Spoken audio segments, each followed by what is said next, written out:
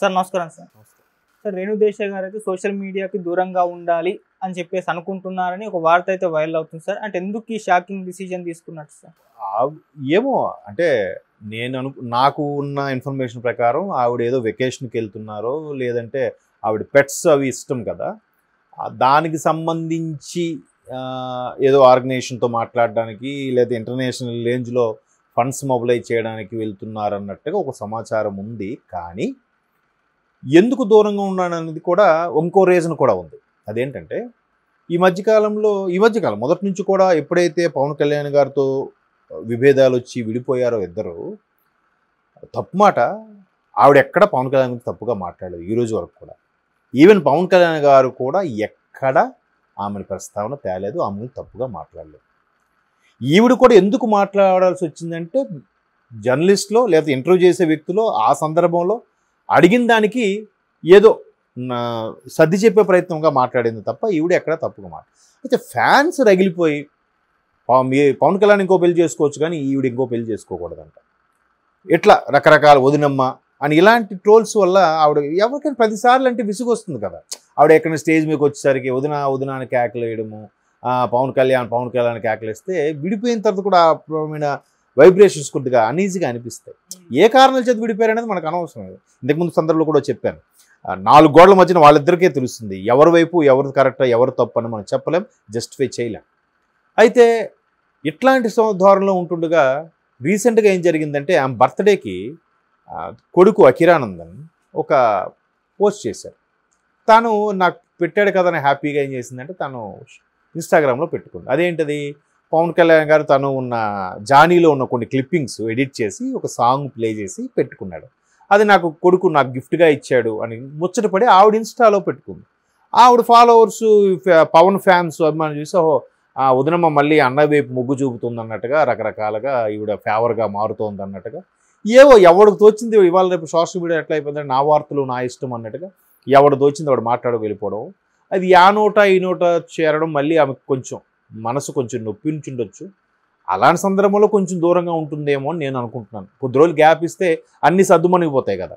ఇప్పుడు ఏదైనా సమస్య తీవ్రంగా ఉన్నప్పుడు కాసేపు సంయమనం పాటించిన లేదా ఆ స్థలం నుంచి ఆ ప్రదేశం నుంచి కొద్దిగా ఎడబాటుగా దూరంగా వెళ్ళిపోయినా ప్రాబ్లమ్స్ అన్నీ డిజాల్వ్ అవుతాయి. సో అటువంటి ఉద్దేశంతో ఆవిడ కొంచెం ఎందుకులే ఇవన్నీ ఇష్యూస్ అని చెప్పి సైడ్ అయిపోవడం అని నేను అనుకుంటున్నాను. ఎందుకంటే ఆవిడ చాలా సందర్భాలు ఇంటర్వ్యూలు ఇచ్చినప్పుడు కూడా చెప్పారు, ఆయన చాలా మంచి వ్యక్తి, ఎంతసేపు ప్రజలకు ఏదో సేవ చేయాలనుకునే మనిషే తప్ప ఇటువంటివి కాదు, ఆయన మీద ఆరోపణలు వచ్చి కానీ నిజం కాదని కూడా చెప్పింది. కాకపోతే ఫ్యాన్స్కి నన్ను ఇలాగా ఇబ్బంది పెట్టడం వల్ల నేను వాళ్ళకి సమాధానంగా చెప్పాను తప్ప నేనేం లేదు.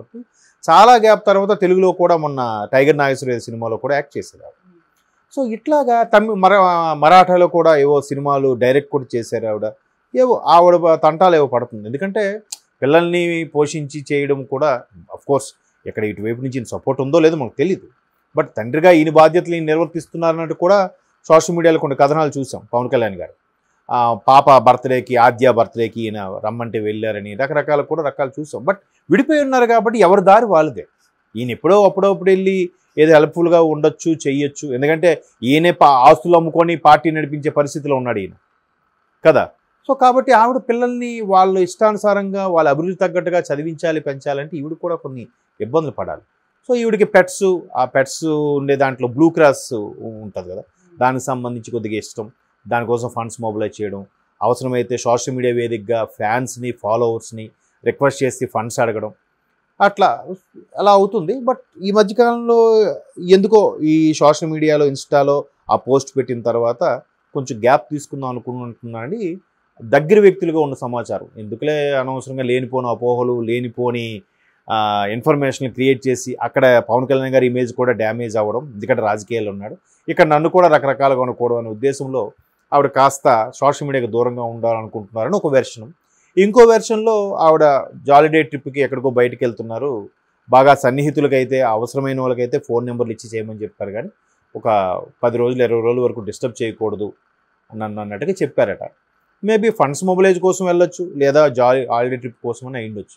బట్ ఒక పవన్ కళ్యాణ్ గారు ఒకప్పటి శ్రీమతిగా ఆమెకి ఆ ఇమేజ్ ఇది నేము ఫేమ్ ఉన్నాయి కాబట్టి ఈరోజు కూడా ఈ రకరకాల వార్తలు వస్తున్నాయి అనుకుంటున్నాను తప్ప అవన్నీ వాస్తవాలు కావని నా అభిప్రాయం. సార్ మళ్ళీ రేణు దేశాయ్ గారు సినిమాల్లో కంటిన్యూగా చేసే అవకాశం ఏమైనా కనిపిస్తుందంటారా సార్? మేబీ దానికి కూడా అయిండొచ్చు. ఇప్పుడు ఎలాగా వాస్తవానికి ఆవిడ బెంగాలీ అన్నట్టుగా అప్పట్లో విన్నాను. బట్ మరాఠా వ్యక్తిగా మహారాష్ట్రలో ఉన్న దాంట్లో ఆవిడ కొన్ని రకాల డైరెక్షన్లు చేశారు, కొన్ని మరాఠా సినిమాలు యాక్ట్ చేశారని కూడా చూశాను. మేబీ మీరు అన్నట్టు ఒక పెద్ద ప్రాజెక్ట్ ఏదైనా కలిసినప్పుడు ఒక్కోసారి కొన్ని షెడ్యూల్స్ కంప్లీట్గా ఫారిన్ కంట్రీస్లో చేస్తారు. అట్లాంటి అయినప్పుడు వెళ్ళారేమో. ఇప్పుడు జనరల్గా డైరెక్టర్స్ వాళ్ళు ఏం చెప్తారంటే, మీరు అగ్రిమెంట్ సైన్ చేసినప్పుడు ఈ స్టోరీ ఎక్కడ రివీల్ చేయకూడదు, ఎక్కడ దీని గురించి డిస్కస్ చేయకూడదు, ఏం మాట్లాడకూడదు, మేము చెప్పినట్టు చేసుకెళ్ళిపోవాలి, తర్వాత దాన్ని ఏమంటే ప్రమోషన్స్కి మేము పిలుస్తాం, మీరు రావాల్సి ఉంటుంది అన్నట్టుగా సైన్ చేయించుకుంటారు. సో అట్లా కూడా వెళ్ళుండొచ్చు వాస్తవానికి. బట్ మెయిన్గా ఒకవేళ ఆవిడ డిస్టర్బ్ అయ్యి ఇబ్బంది పడిందంటే మాత్రం కొంత పవన్ కళ్యాణ్ గారి ఫ్యాన్స్ వాళ్ళని నేను అభిప్రాయపడుతున్నాను. ఎందుకంటే కొంతమంది, అందరూ కాదు, మీరు ఇంకో పెళ్లి చేసుకోకూడదు, మీరు అలాగే ఉండిపోవాలి, అన్నయ్య వదినంటే ఆరాధ్య దైవం. జనరల్గా మన తెలుగు ప్రేక్షకులకు ఇంకో పెద్ద ఇదేంటంటే, ఠాగూర్ సినిమాలో ప్రకాష్ రాజ్ అన్నట్టుగా ఒక్కసారి ఎవరినైనా ఆరాధిస్తే చచ్చేదాకా వదలరు. అలాగా ఈవిడిని పవన్ కళ్యాణ్ గారు భారీగా అప్పట్లో ఉన్నప్పుడు అలాగే ఫిక్స్ అయిపోయారు కాబట్టి ఈవిడ ఇంకోటి భారీగా ఆవిడ ఊహించుకోలేడు అనమాట. అంతగా అభిమానిస్తున్నారు ఆవిడ. అది కూడా ఒక విధంగా మంచిది. అంటే పిచ్చి ప్రేమ. ఈ ఫ్యాన్స్కి కూడా జనరల్గా పూరి జగన్నాథ్ గారు అన్నట్టుగా, లేకపోతే ఎవరో అన్నారు, అందరికీ ఫ్యాన్స్ ఉంటారు, పవన్ కళ్యాణ్ గారికి మాత్రం భక్తులు ఉంటారని చెప్పారు ఎవరో. అలాగా ఆ భక్తిభావం ఎక్కువైపోవడం వల్ల ఈవిడికి భర్తగా ఇంకెవరిని ఊహించుకోలేరు అనమాట. అంత పిచ్చిగా ఆవిడని కూడా అభిమానిస్తున్నారు ఫ్యాన్స్. అది పాజిటివ్గా ఆలోచించాలి. బట్ ఆవిడకి ఎందుకో ఎక్కడికి వెళ్ళినా పవన్ కళ్యాణ్ అరవడం వల్ల విడిపోయే కళాకారిస్తే చాలా ఇబ్బందిగా ఉంటుంది కదా.